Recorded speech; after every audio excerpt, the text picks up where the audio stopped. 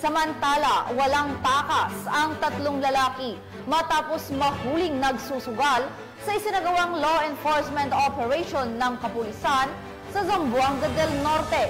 Nakibalita dyan si Patrol Woman Joanna Marie Soriano.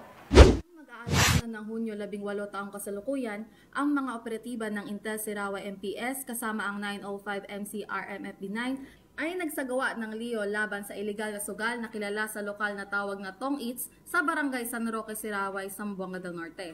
Ang operasyon ay nagresulta sa pagkakaresto sa 3 kalalakihan, 2 may asawa, 1 binata na nasa legal na edad na nakatira sa San Vicente, Siraway, Zamboanga del Norte. Nakuha sa operasyon ay 1 set ng baraha at perang pusta sa iba't ibang dominasyon. Ang naarestong mga sospek at konpiskadong mga bagay ay ngayon ay nasa pangangalaga ng Siraway MPS para sa tamang disposisyon. Ang pagpapatupad ng batas ay isang hakbang upang makamit ang pambayapa, maayos at ligtas na bansa para sa maunlad na bagong Pilipinas. Dahil ang gusto ng pulis, ligtas ka. Mula dito sa Zamboanga City, nagbabalita. Ako ang inyong PNN correspondent, Patrolwoman Joanna Marie Soriano. Alagad ng batas, tagataguyod ng Balitang Pulis. Maraming salamat, Patrolwoman Soriano.